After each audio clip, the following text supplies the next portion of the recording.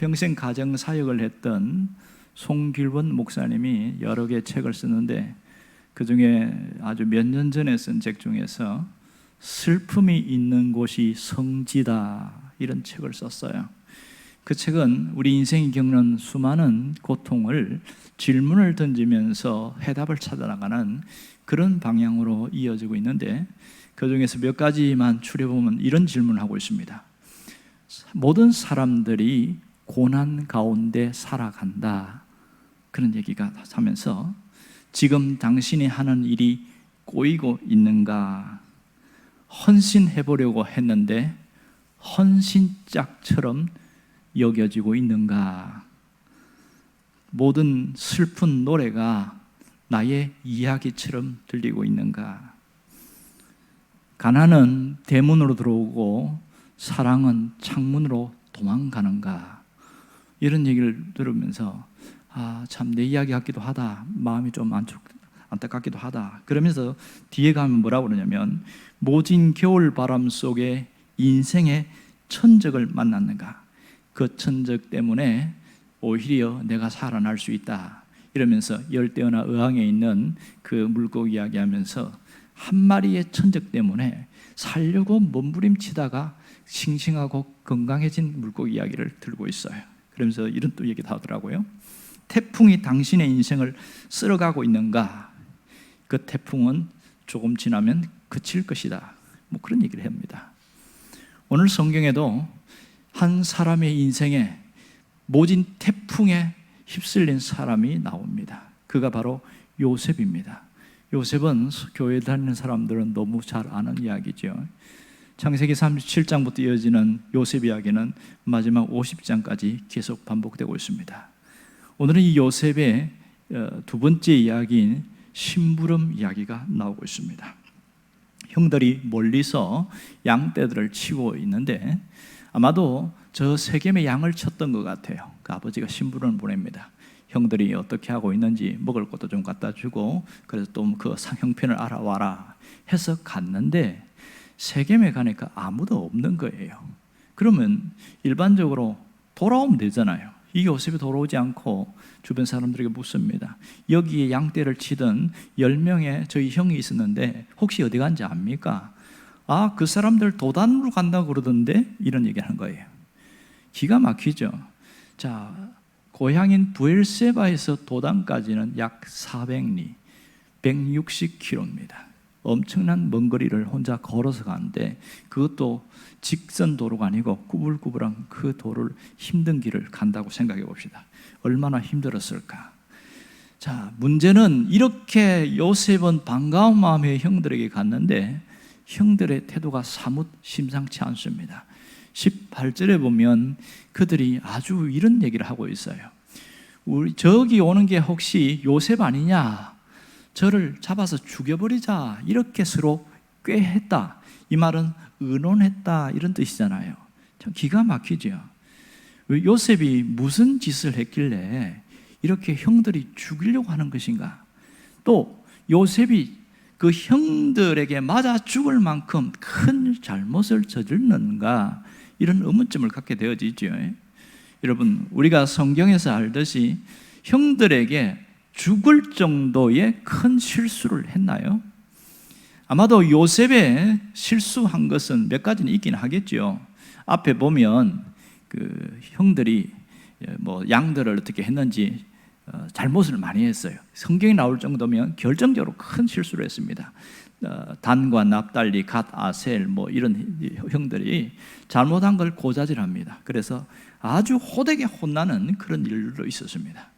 근데 요셉이 이렇게 되어진 것에 대해서 그 이유를 19절에 말하고 있는데 뭐라고 그러냐면 저들이 서로 뭐라고 이야기해요? 꿈꾸는 자가 오는도다 이렇게 말합니다. 그러면 요셉의 꿈 때문에 형들이 죽이려고 했다. 이것이 맞는 얘기죠. 우리는 이 얘기를 잘 알고 있습니다. 그러니까 실상 표면적 이유는 요셉이 꾼 꿈이 상당히 기분 나쁘고 짜증났다. 그리고 상당히 형들의 자존심을 건드렸다. 이렇게 표현할 수 있겠지요. 하지만 이면적인 이유는 뭘까요? 결정적인 것은 아버지의 편애입니다. 10명의 형들이 있지만 유독 아버지는 요셉만 사랑했어요. 그 편애가 너무나 지나쳐서 어디까지 이어지냐면 장자가 입을 수 있는 채색 옷, 우리가 말하면 고급 브랜드 옷이지요. 그 채색 옷을 요셉이 입고 다니는 거예요. 생각해 보세요. 이 옷 누가 입어야 되죠? 원칙적으로 하면 르우벤이 입어야 됩니다. 르우벤이 아니면 시몬이나 레이가 입을 옷입니다. 그런데 이것을 요셉이 입고 다니니까 꼴불견이 아니겠어요? 말이 안 되죠. 그리고 요셉의 성격도 그렇게 좋지는 않아요. 형들이 잘못한 것을 덮어주면 되지, 그걸 또 고자질을 해가지고 아주 아버지에게 크게 야단 맞고 그렇게 좋지 않은 이미지를 심어줄 이런 일을 왜 하냐는 거예요. 결국은 이 형들이 한 일이 뭐지요? 요셉이 오자 반갑게 맞은 것이 아니고 탁 잡아가지고 너 잘 왔다 이렇게 하면서 제일 먼저 한 것은 채색 옷을 벗겨버렸습니다. 여러분, 채색 옷을 벗긴 것 상당한 의미가 있다는 거 아니겠어요? 뭐가 의미가요? 그가 가진 꿈을 벗겨버리는 거예요. 그리고 옷을 찢어버렸어요. 꿈을 찢어버린 거죠. 그리고 짐승의 피를 잡아서 옷에 묻혀버렸습니다. 그 꿈에 피를 묻혀버린 거죠. 이제는 네가 가진 꿈이 어떻게 되는가 보자. 그가 가진 꿈이 완전히 지니기는 그런 모습들이 있는데, 자, 이렇게 했을 때 그 형들이 어떻게 했어요? 구덩이에 집어넣었지요. 구덩이에다가 집어넣었는데 창세기 42장 21절인가요? 거기 보면 이런 얘기를 합니다. 그 당시 20년 전에 있었던 이 현장 이야기를 하면서 요셉이 구덩이에서 그 애걸을 할 때에 그가 살려달라고 그 마음의 괴로움을 토로할 때 우리가 모른 척 했지 아니했냐, 이런 얘기를 하는 거예요. 그것이 얼마나 크게 형들에게도 각인이 되었던지 20년이 지난 후에 자기들이 감옥에 잡히면서 그 과거 사건을 떠올리면서 이야기하는 거예요. 얼마나 큰 충격이 되었겠어요. 여러분, 요셉의 입장에서 한번 생각해 봅시다. 구덩이에 빠졌어요. 캄캄하고 아무것도 보이지 않겠죠. 그럴 때에 내가 뭘 잘못했길래 저를 이렇게 하십니까? 왜 저를 죽이려고 하십니까? 처음에 그렇겠죠. 그러다가 사태가 심각한 걸 알고 살려달라고 애원했겠죠. 하지만 아무도 거기에 반응하지 않았습니다. 그때 얼마나 비참했을까. 여러분, 요셉 인생의 최대의 위기는 구덩이에 빠졌을 때였습니다. 이 구덩이에 빠졌을 때 그 요셉, 그 사건, 그 충격이 회복되지 않았다면 평생 동안의 트라우마, 외상 후 스트레스 장애로 남아있을 겁니다. 그 정신적인 상처는 두고 그를 괴롭혔을 거란 말입니다. 여러분, 트라우마가 얼마나 무섭냐면 그 고통의 그림자가 평생을 따라다니는 사람이 있어요. 이 트라우마는 어릴 때든지 청소년이든지 어른이든지 한번 겪고 나면 그것 때문에 두려워합니다. 가장 큰 것은 그 사건이 재현될까 봐 두려워하고 또 불안증이 있고요, 불면증이 있어요. 항상 따라옵니다. 그리고 회피하는 증상이 나타납니다. 이게 트라우마 갖고 있는 비극입니다. 그러면 왜 형들이 요셉을 죽이려고 했을까요? 이 형들이 갖고 있는 내면의 심리가 뭐죠? 미움입니다. 요셉을 미워하는데 미움이 극에 달해서 아버지의 집에서는 어떻게 할 수가 없는 거예요. 그 당시는 아버지는 그 하나님과 버금가니까 어떻게 할 수가 없는 거예요. 그런데 혼자 떨어졌을 때가 기회였던 것이죠. 그 미움이 폭발해서 나타나는 현상이라 할 수 있죠. 사실 살인은 보면 정신적 요인보다 감정적 요인이 훨씬 많더라, 이런 얘기를 합니다. 미움의 감정이 살인으로 이어지는 일들은 우리가 너무나 많이 보고 있습니다. 여러분, 미움은 예수 믿는 사람이나 안 믿는 사람이나 똑같이 나타납니다. 특별히 미움을 이용하여 사탄이 우리를 속일 때는 여지없이 우리도 무너지는 경우가 굉장히 많습니다. 그리고 상처를 받았을 때 그 상처가 치유되지 않으면 예수 믿어도 평생 동안 그 상처 때문에 괴로워하고 고통하는 경우가 참 많습니다. 이 감정이라는 놈은 내가 마음대로 다스릴 수가 없어서 하나님의 다스림 없이는 끊임없이 끌려다닌다는 그런 특징이 있어요. 미움의 감정이 커지니까 증오와 분노로 이어집니다. 이 분노가 얼마나 무섭냐면 좋은 차가 브레이크 없이 질주하는 것과 같아요. 그래서 살인으로 이어지는 경우가 굉장히 많습니다. 이 형들이 어떻게 하려고 했어요? 처음에는 진짜 죽이려고 했어요. 그 자리에서 죽이려고 했단 말입니다. 20절, 19절, 20절에 이어지는 얘기 보면 뭐라고 그럽니까? 꿈꾸는 자가 온다고 그러는데 우리가 그를 잡아 죽여 이랬죠. 죽여 구덩이에 던지고 아버지한테는 짐승이 물어주겠다 그렇게 거짓말하자고 이야기했어요. 모의까지 했잖아요. 그런 상황 속에 빠지게 된 것이죠. 그런데 어떻게 했습니까? 그 상황 속에서 위기를 모면할 수 있는 한 사람이, 두 사람이 나오는데 누구냐면 살리자, 죽이지 말고 바로 르우벤과 유다였습니다. 두 사람이 나와서 살리자고 이야기를 하고 있습니다. 자, 이 미움이라는 감정이 주인이 되어버리니까 동생도 혈육도 필요가 없게 되어버린 이 현상, 이것은 우리가 에덴 동산을 나왔던 가인과 아벨의 사건에서 잘 알게 되어집니다. 사람이 미움의 감정은 혈육도 필요 없이 살인으로 이어지는 경우가 종종 있는 것을 알 수 있습니다. 이런 상황 속에서 자, 르우벤은 이 요셉의 목숨을 구했지만 지금 요셉이 어떻게 됐어요? 그래서 구덩이에다가 집어넣자 이렇게 됐어요. 구덩이에다가 일단은 집어넣자. 당장 현장에서 죽이지 말고 그렇게 됐습니다. 23절에 보면 그를 잡아 구덩이에 던짐에 이랬어요. 구덩이에 던짐에. 그가 꼼짝없이 24절에 나오죠. 이제는 갇혀 있습니다. 이 구덩이가 뭘까요? 이것은 당시에 그 목동들이 양을 치면서 물을 채워놓는 곳인데 거기에는 물들이 많이 없으니까 구덩이에서 물을 퍼내서 양들을 먹이고 또 사람이 먹을 수 있으면 먹기도 하고 이랬습니다. 그러니까 어느 정도 물이 나온다고 봐야 되겠지요. 그냥 천수담은 아니니까. 그런 구덩이인데 희한하게 생겼어요. 입구는 좁아요. 그런데 밑으로 내려갈수록 커져 있어요. 그러니까 안에가 통은 크다는 걸 알 수 있죠. 이렇게 원통형인데 널찍하게 생긴. 자, 이 속에 빠졌어요. 거기에 물이 담겨 있었다면 요셉은 100% 죽었을 겁니다. 다행스러운 것은 물이 없었습니다. 이것이 그가 죽지 않았었던 이유입니다.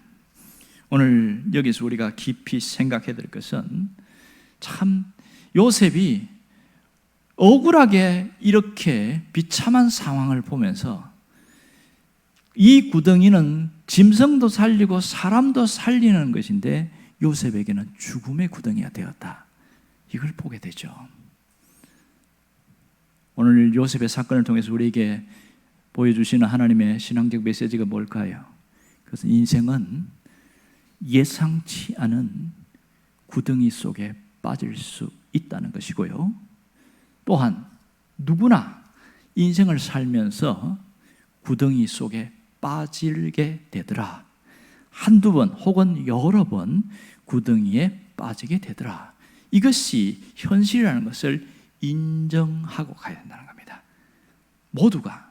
그런데 문제는 어떤 사람은 그 구덩이에 빠져서 오랜 시간 허우적거리고 나오지 못하는 사람이 있어요. 그리고 어떤 분은 다시 헤어나오는 경우도 있더라고요. 우리가 예수를 믿는 축복이 뭔지 아세요? 하나님은 그 구덩이 속에서도 찾아오신다는 사실입니다.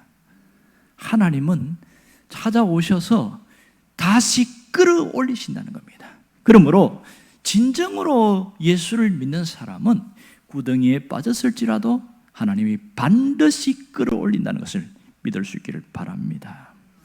우리가 살다 보면 겪는 어려움들이 너무나 많아요. 제가 언젠가 잠깐 운동하면서 TV를 봤는데 이런 얘기가 나오더라고요.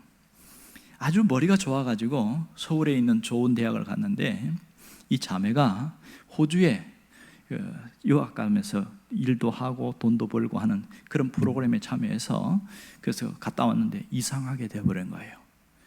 집에 왔는데 자꾸 2층에서 누가 나를 본다는 거야. 그래서 틀림없이 아마도 카메라를 설치했을 거라고. 하도 성화를 부리니까 지붕을 뜯었잖아요. 아무것도 없어. 그 다음에 또 뭐라 그러냐면 이제는 자꾸 내 이야기를 한대. 지금 무슨 현상인지 알겠죠? 환청과 환상이 보이는 거예요. 자기만이 보여요. 이렇게 하다가 회복이 안 돼서 50세가 됐는데, 그러니까 20대 후반에 그렇게 호주에 갔다가 돌아온 이후에 거의 20년간을 은둔형 외톨이, 집 안에 20년 동안이니까 방 안에서 어머니가 살아 계셨는데 황달이 왔어요. 그래서 병원에 가보니까 이미 많이 넘어서 담낭암 4기. 어머니 먼저 가셨어요.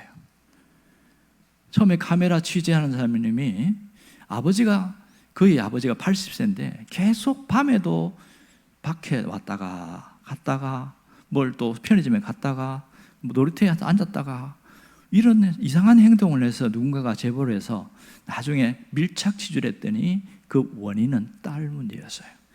딸의 심부름을 하는 거예요. 딸이 김밥 재료 사오라고 그러면 마트 가서 김밥 재료 사오고, 요구르트 사오라고 그러면 요구르트 사오고, 방금 집에 들어왔는데 5분도 안 됐어. 우유 사라고 또 가라는 식이에요. 하루 종일 심부름을 시키는 거예요. 그리고 자신이 TV를 봐야 되기 때문에 아빠는 나가 계세요 이러는 거예요. 갈 데가 어디 있어요?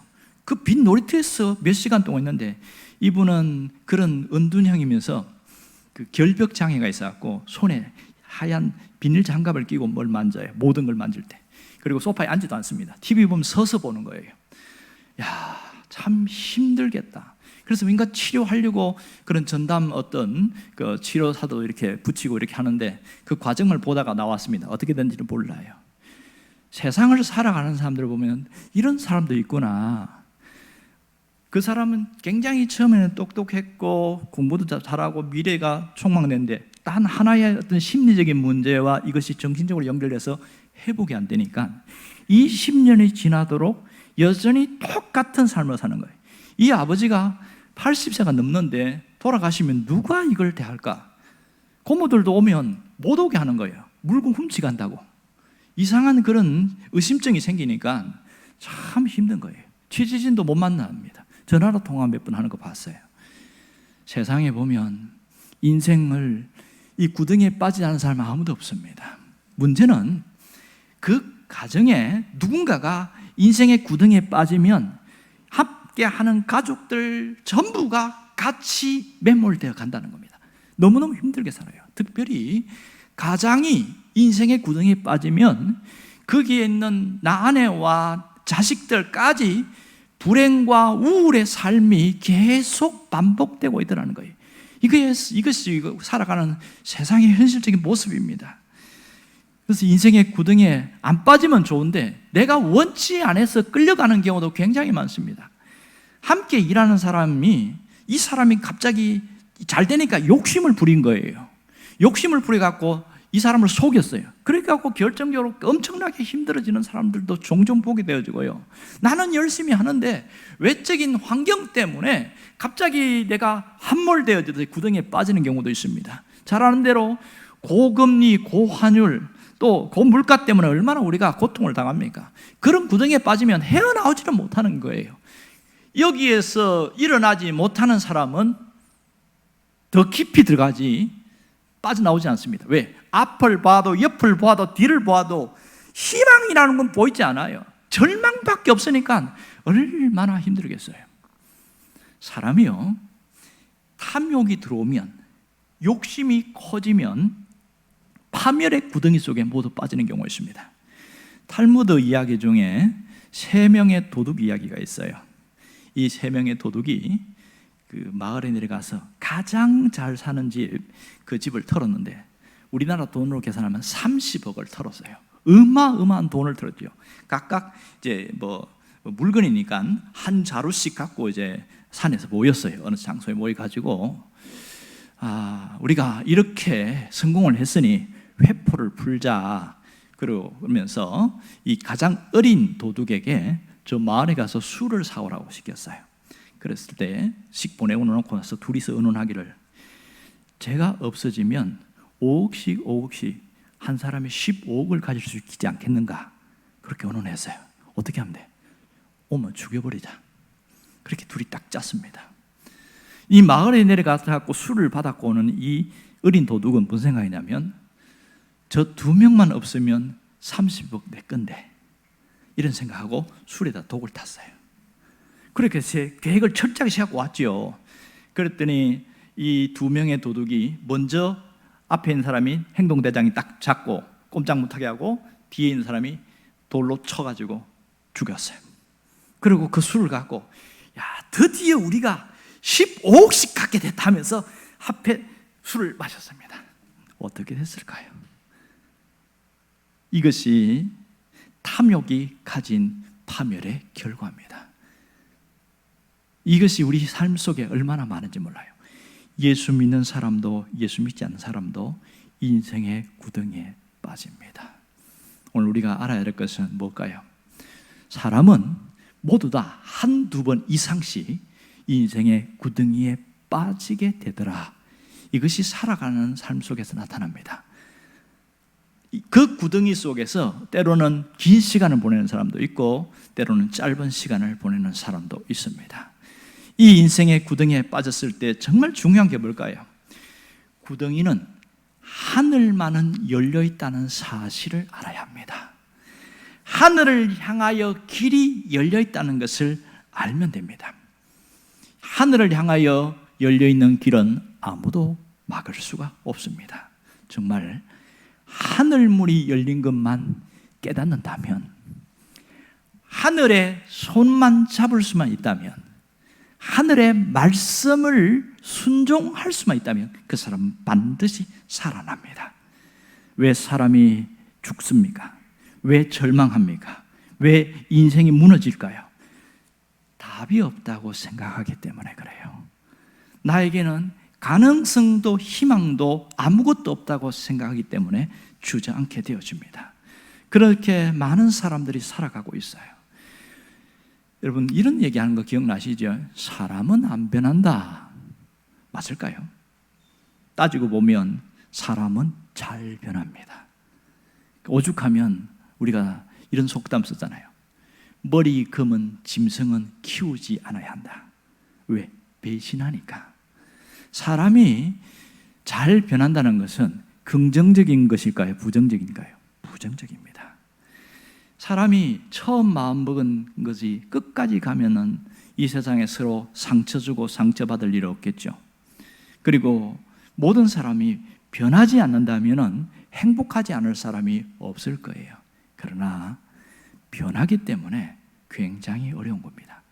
신앙을 가진 사람들 중에서도 인생을 살면서 고난을 겪는데 성경에서나 모든 목사님들이 무슨 얘기하냐면 여러분 고난은 축복입니다. 인생의 고난은 하나님이 변장된 도자기로 우리에게 가져온 축복입니다. 이렇게 할 때 아멘 하지요. 다 그럴까요? 과연 고난이 축복일까요? 어떤 사람에게는 축복이 될 수 있겠지요. 하지만 어떤 사람은 그 고난 때문에 인생의 생채기가 생겨서 두고두고 쓴뿌리로 남아있는 경우가 많습니다. 나도 찌르고 상대방도 찌르는 가시가 되어서 자기 인생을 불행하게 살아가는 사람도 의외로 많습니다. 믿지 않는 자가 이렇게 산다는 것은 그렇다고 칩시다. 문제는 신앙을 가진 사람이 하나님을 믿는 신자들 중에서 고난은 축복이 아니라 고난이 쓴뿌리가 되는 경우, 고난은 가시가 되는 경우가 얼마나 많은지 몰라요. 이게 우리가 안타까운 사실이에요. 왜 그럴까요? 왜 이런 현상이 생길까요? 똑같은 고난을 당했는데 어떤 사람은 축복으로 바뀌는 사람이 있는데 어떤 사람은 쓴뿌리로 바뀔까요? 그것은 하늘을 바라보지 않았기 때문에 그렇습니다. 문제만 보고 현실만 보고 환경만 보기 때문에 그것이 큰 마음의 충격과 상처로 남아있는 경우가 있습니다. 이런 사람들은 고난은 저주입니다. 하나님을 볼 수 있는 사람, 하늘을 향하여 문이 열리는 것을 볼 수 있는 사람은 고난은 축복이 될 수가 있습니다. 여러분에게 인생의 구덩이가 절망이 아니라 하나님을 찾는 희망이 될 수 있기를 바랍니다. 정말 우리의 삶 속에 하늘을 향하여 길이 열려 있다는 것을 깨닫는 것이 얼마나 중요한지 몰라요. 왜 그런 줄 아세요? 길이 열려 있다는 것을 깨닫는 사람은 삶의 태도가 달라져요. 태도가 달라집니다.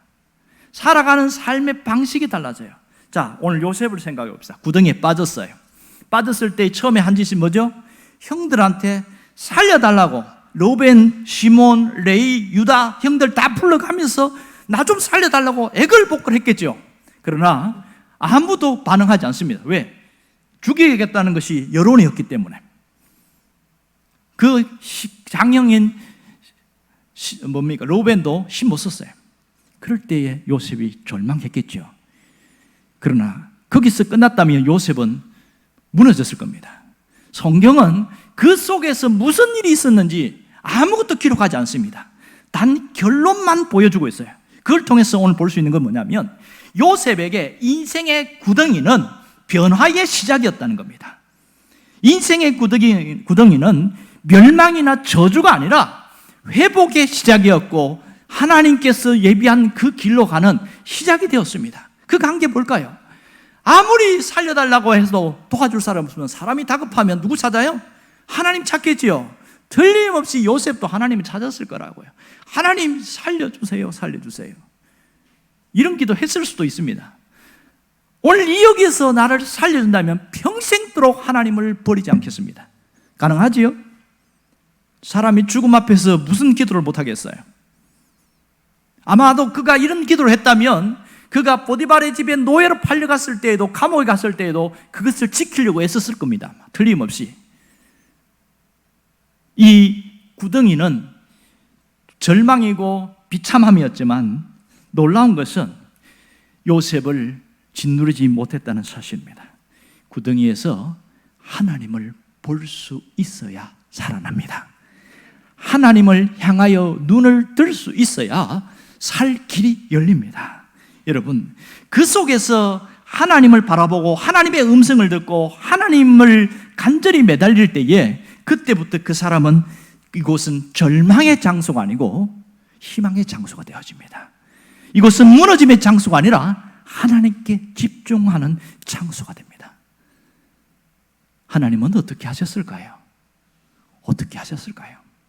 구덩이에 빠졌을 때 하나님이 어떻게 했다는 것을 성경은 침묵하고 있습니다. 그러나 뒤에 이어지는 얘기를 보면 하나님은 그 구덩이 속에서도 요셉과 함께 하신 것은 분명한 사실입니다. 이 어려움 속에 있을 때에 형들이 이 채색 옷을 벗겼고 찢어버렸을 때에도 하나님은 그곳에 함께 계셨습니다. 오늘 여기 24절에 보면 그를 잡아 구덩이에 던지니 그 구덩이가 빈 곳이라 그 속에 물이 없었더라 이렇게 이야기하고 있어요. 우연히 물이 없는 것일까요? 아니면 하나님이 물이 없게 만든 것일까요? 두 번째가 맞겠죠. 물이 없었더라. 거기에서 하나님의 함께 하심을 볼 수 있기를 바랍니다. 결코 우연히 있는 것이 아니었어요. 하나님의 함께 하셨다는 걸 어떻게 알 수 있죠? 39장 2절을 보면 그가 노예로 팔려가서 보디발의 집에 있을 때에 이렇게 말합니다. 여호와께서 요셉과 함께 하심으로 이렇게 말합니다. 그리고 21절에도 보면 감옥에 들어갔을 때 여호와께서 요셉과 함께 하시고, 우리나라 성경에는 번역이 없습니다만은 히브리어 성경에 보면 그러나라는 단어가 나와요. 이렇게 노예로 팔려갔지만 그러나 하나님은 함께 하셨다. 감옥에 끌려갔지만 그러나 함께 하셨다. 그렇다면 그것을 유추하자면 그가 구덩이에 빠졌지만 그러나 하나님이 함께 하셨다. 충분히 가능한 일입니다. 하나님이 함께 하셨다는 것은 단순히 너 고생한데 곁에 있겠다 그 정도가 아니에요. 하나님이 함께 하실 때에는 어떤 일이 벌어집니까? 다시 끌어올리는 놀라운 역사가 일어납니다. 하나님은 어떤 분입니까? 건지시는 분이십니다. 다시 끌어올리시는 분이십니다.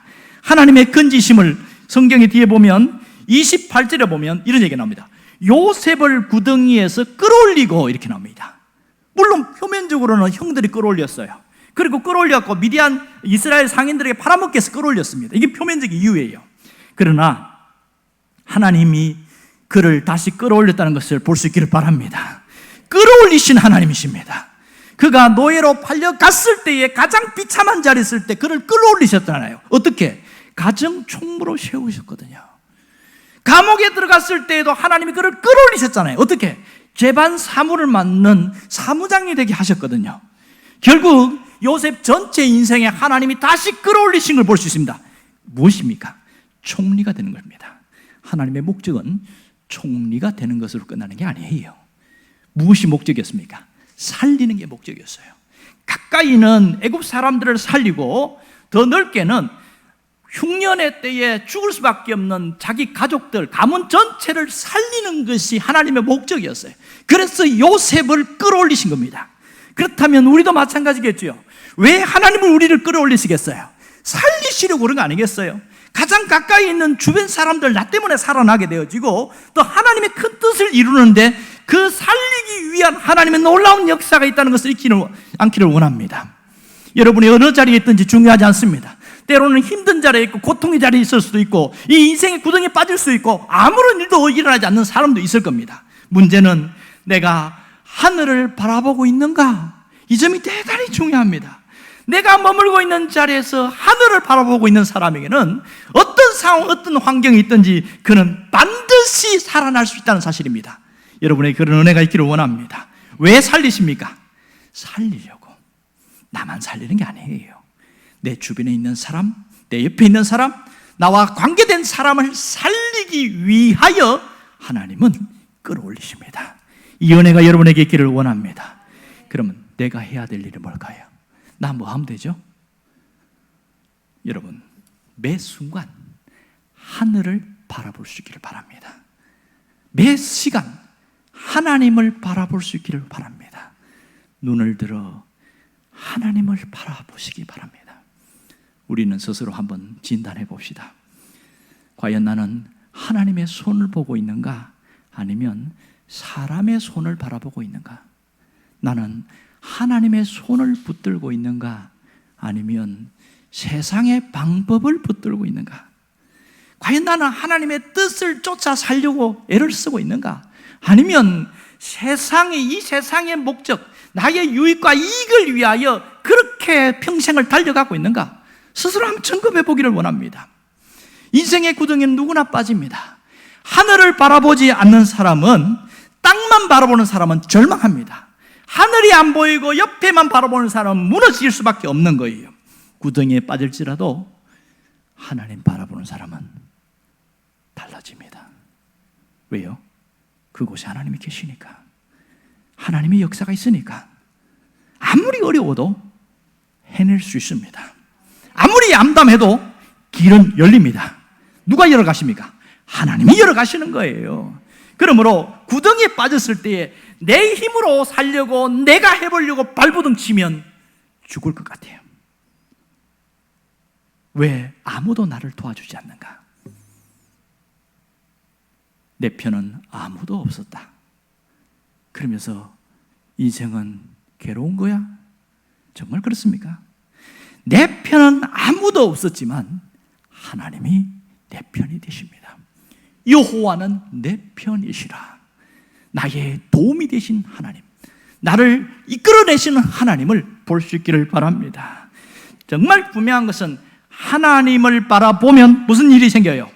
하나님의 손이 나를 붙드는 게 느껴집니다. 하나님을 바라보면 하나님이 행하시는 것이 내 인생에서 체험되어집니다.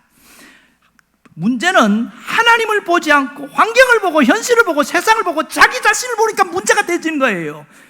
자기 자신을 보면서 한탄하고 후회하고 좌절하고, 현실을 보면서 환경을 보면서 모든 것이 막혀있다고 답답해하고 한숨 짓고, 환경이 문제라고 생각하지 내 눈이 문제라고 생각을 한 번도 안 해본 사람들 정말 많습니다. 진짜 중요한 것은 눈이 열려야 돼요. 시선이 달라져야 돼요. 하나님을 바라볼 때 인생은 달라지게 되어 있습니다. 하나님을 향하여 내가 시선이 고정될 때에 환경은 열리게 있어요.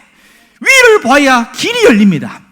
위를 봐야 살 길이 열린단 말이에요. 이 간단한 원리와 진리를 여러분이 잊지 않기를 원합니다. 주님을 바라볼 때, 주님을 바라보는 것, 이것이 얼마나 중요한지 몰라요. 그럼 묻잖아요.